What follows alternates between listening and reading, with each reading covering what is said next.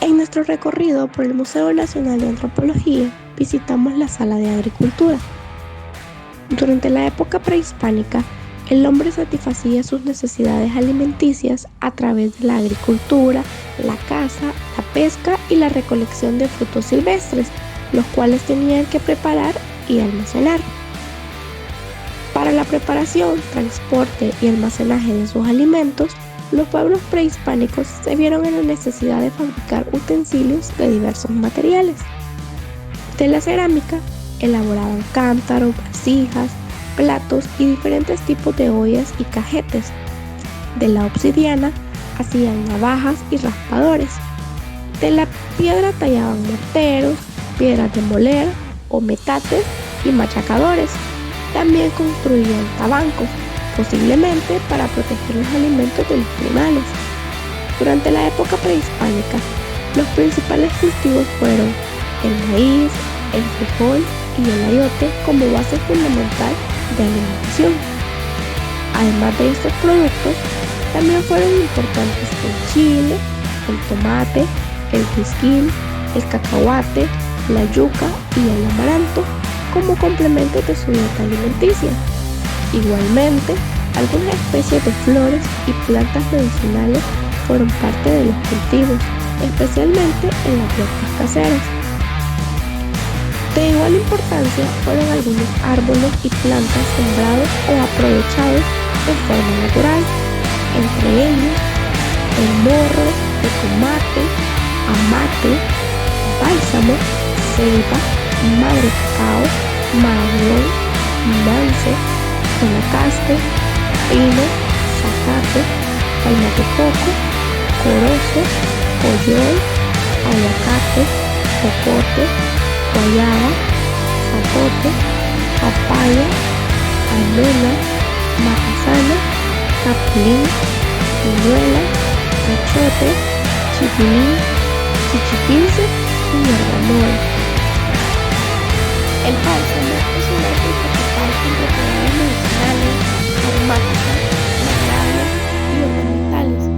Estudios han demostrado que el árbol tiene su origen en El Salvador y aunque este se ha localizado en otras partes del continente, su resina ha sido extraída únicamente en la cordillera del Bálsamo de El Salvador.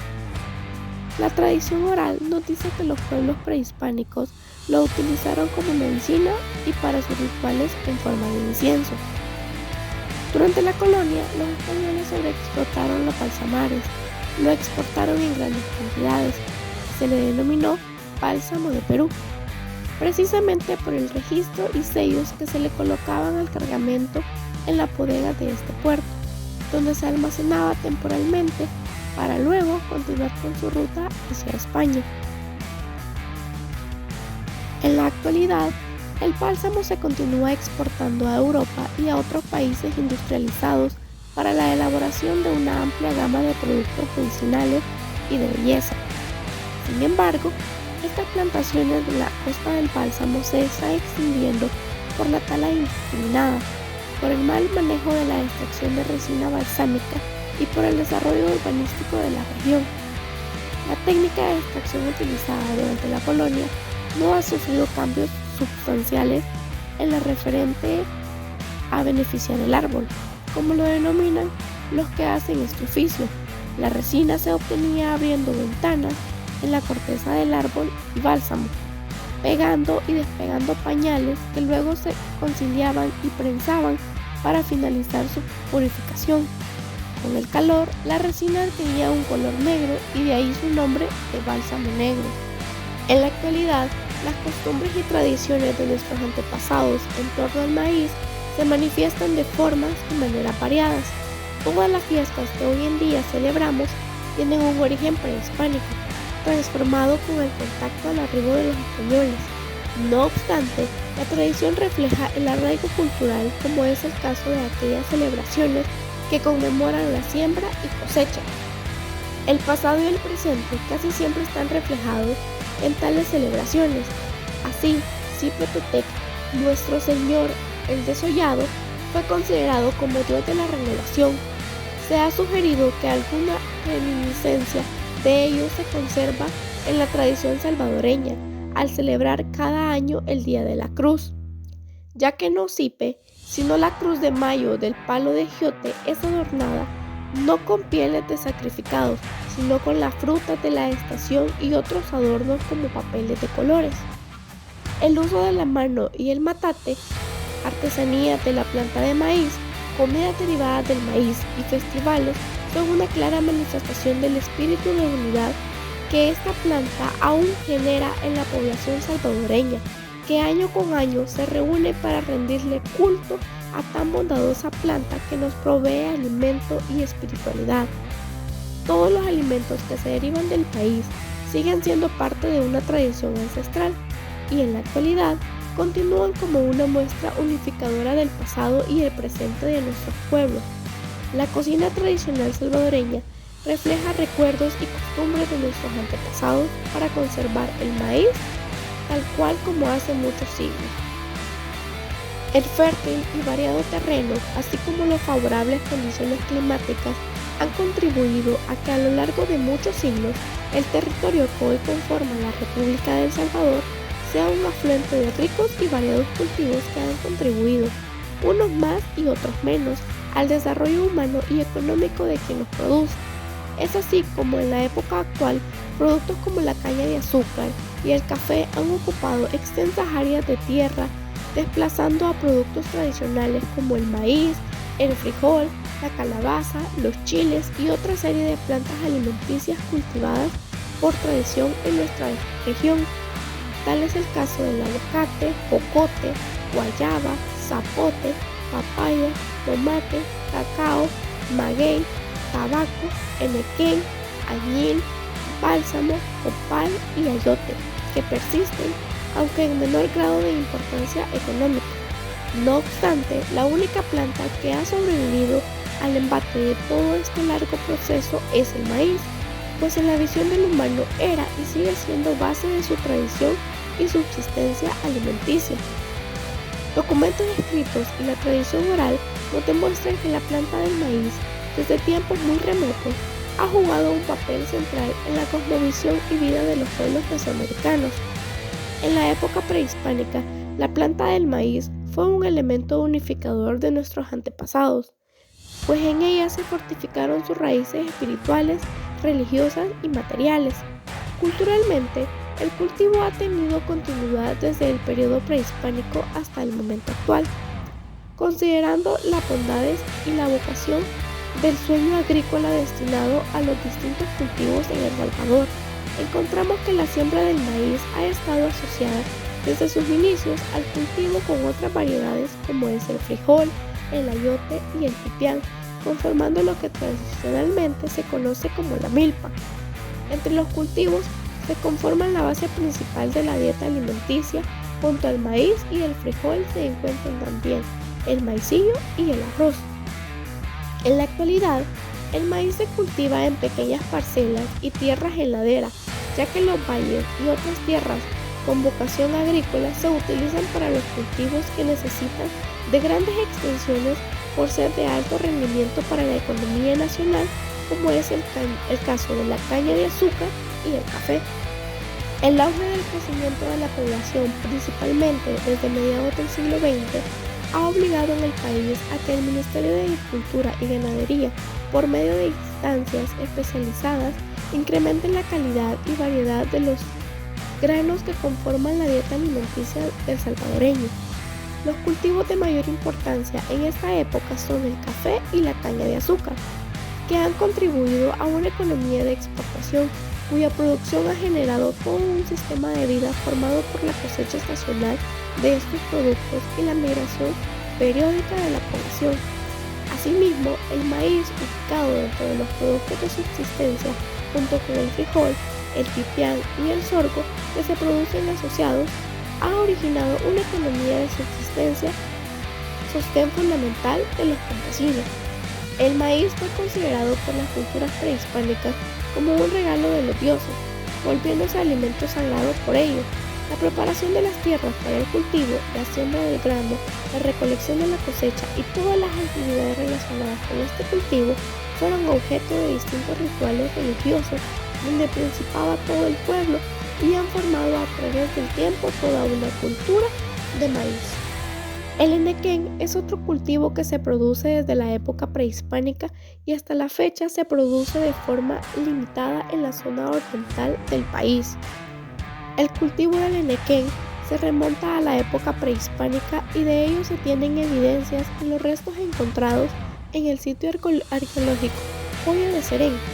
Los pueblos prehispánicos extraían del enequén su fibra, que era la materia prima para la elaboración de cuerdas y prendas de vestir como faldillas, taparrabos y turbantes, contraria a textura a las prendas elaboradas de la fibra de algodón. El enequén es una de las plantas que se ha utilizado de forma constante desde la época prehispánica hasta el momento presente. En la actualidad, como en la época prehispánica, su fibra se procesa artesanalmente para elaborar cebaderas, matatas o redes, hamacas, pollos de pita, lazos y otros. Tradicionalmente, el cultivo del enequén es realizado por el hombre con la participación del resto de la familia, la cual se integra en algunas labores del cultivo. Hoy en día, en nuestro país, se cultiva muy poco en los departamentos de San Miguel, Morazán y La Unión. No obstante, todavía se usan sacos elaborados de esta fibra y cuerdas que pueden adquirirse en las ferreterías en todo el país. Con el inicio de la domesticación de las plantas y animales, los pueblos prehispánicos se vieron en la necesidad de crear sus propios instrumentos de trabajo, así como también de experimentar métodos y técnicas nuevas para la obtención de una mayor cantidad de alimento. Desde el principio se usó la coa o chuzo, pero también la pala para cavar y probablemente estas sean las herramientas agrícolas más antiguas. La piedra dona o rosca, que se cree era utilizada para dar mayor peso a la coa, y las hachuelas para cortar la vegetación. Los españoles introdujeron el arado, que es usado con yunta de bueyes y es considerado símbolo en la agricultura, además de la cuma, el azadón, el corvo, el machete y otros. El arado egipcio, conocido también como arado de palo de madera, probablemente fue inventado como instrumento agrícola por egipcios hace 6.000 años, convirtiéndose de una vez en un importante instrumento de la actividad agrícola. Con su invento fue posible aumentar la productividad para garantizar alimentos a una creciente población. Los españoles fueron quienes introdujeron el arado en el Nuevo Mundo, logrando con esto un mayor rendimiento agrícola. En muchos lugares de tradición agrícola en el territorio nacional, el arado sigue siendo un instrumento de labranza, ofreciendo al agricultor un medio de trabajo más efectivo y económico que permite disminuir los costos e incrementar la producción agrícola. A la llegada de los españoles a Cuscatlán, el cacao se cultivaba con alto grado de especialización, principalmente en la región de los Izalcos. Por sus condiciones climáticas, esta fue la región más producida de cacao de las provincias de Centroamérica. El cacao es un producto de gran valor en la población tepil, que la utilizaba como moneda y como bebida selecta. Para los colonizadores, el cacao tuvo un alto significado económico, político y social. Poco tiempo después de la conquista, la región de los Izalcos se convirtió en un lugar de mucho auge comercial basado en el cacao. Los indígenas eran cultivadores del cacao. Las cosechas obtenidas durante el año fueron denominadas por los españoles como la cosecha de Juan Bautista, producida en junio, y la de noviembre se conocía como la cosecha de Todos los Santos. Sin embargo, la población indígena continuó practicando rituales en el cultivo, cosecha y en el consumo del cacao. El cronista Diego García de Palacio referencia que se escogía la mejor mazorca y los mejores granos desahumaban y eran expuestos en las noches de luna llena. Por otra parte, durante la colonia se continuó utilizando el sistema de riego, drenaje y sombra para garantizar buenas cantidades de este producto. Después de un tiempo, el cacao de los Izalcos declinó frente a la alta producción de Guayaquil, actualmente en la República de Ecuador, e impuestos de la corona. El cultivo de cacao trajo como consecuencia el despoblamiento de las comunidades indígenas en la región y por consiguiente grandes transformaciones demográficas. En la actualidad, un buen número de agricultores en el país utilizan herramientas agrícolas moderadas basadas en la mecanización, como es el uso de tractores y otras maquinarias. El uso efectivo de semillas híbridas, riegos, insecticidas y fertilizantes han entrado a formar parte en la nueva era de producción y diversificación agrícola. Entre las técnicas y métodos de cultivo utilizados por los pueblos prehispánicos de hace aproximadamente 3.500 años podemos mencionar programación de actividades agrícolas del grupo y registro de las estaciones del año. Esto se efectuó con la ayuda de calendarios. Selección de mejores semillas para cosechar mejores frutos. Selección y preparación de mejores suelos para la siembra.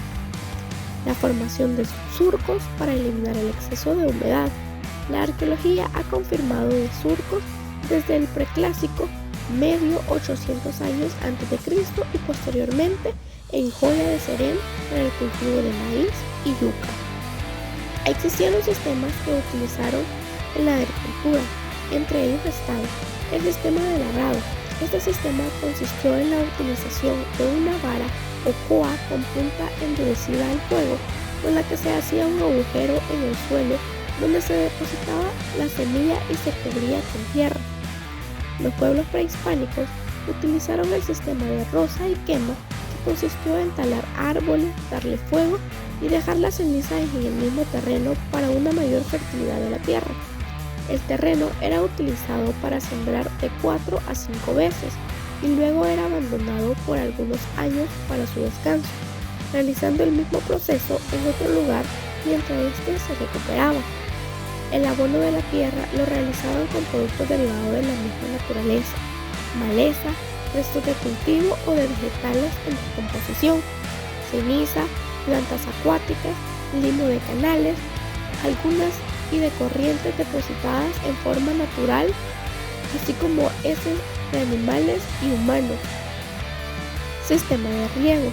El sistema de riego consistía en cavar zanjas a través de las cuales se hacían pasar por el agua por medio de gravedad para irrigar los terrenos cultivados. Estudios arqueológicos e históricos han confirmado que durante la época prehispánica el sistema de riego fue utilizado para el cultivo de cacao y la milpa. La importancia de este sistema radicó en que permitió una mayor producción agrícola para el intercambio comercial, formando un alto nivel de organización socioeconómica y un aumento poblacional que ha sido confirmado por la arqueología. En la región de los Isálicos, el riego era utilizado para el cultivo del cacao, ya que este necesita agua abundante durante todo el año. Desde tiempos remotos, el ecosistema salvadoreño ha presentado una rica variedad de flora y fauna. La explotación desmedida de los recursos naturales, empleada por los pueblos prehispánicos y aumentada por los españoles, provocó la tala de bosques y selvas. La población indígena continuó con sus técnicas agrícolas tradicionales, talando la selva, quemando, sembrando y abandonando el terreno después de algunos años. Este antiguo método y la disminución de poblaciones originarias durante la conquista permitieron la recuperación de la naturaleza. A finales del siglo XIX y del siglo XX se incrementó la población y sus actividades, entre ellas la tala de bosques, selvas, valles, colinas y volcanes de la zona central del país. Siguieron después las siembras de café, caña de azúcar y en menor medida los granos básicos. Con el tiempo, la población campesina empobrecida fue empujada a subsistir en tierras marginales. Durante el proceso de industrialización y a partir de los años 50, se expandió el cultivo del algodón y para ello se taló la selva tropical costera. Aunque el cultivo produjo altas ganancias, también se aplicaron grandes cantidades de pesticidas que contaminaron los ríos y tuvieron efectos negativos en la población humana, animal y vegetal. Finalmente, se destruyeron los manglares. Al iniciar la década de los 70, teníamos suelos erosionados y destrucción casi completa de bosques y selvas, con la extinción de muchas especies de plantas y animales.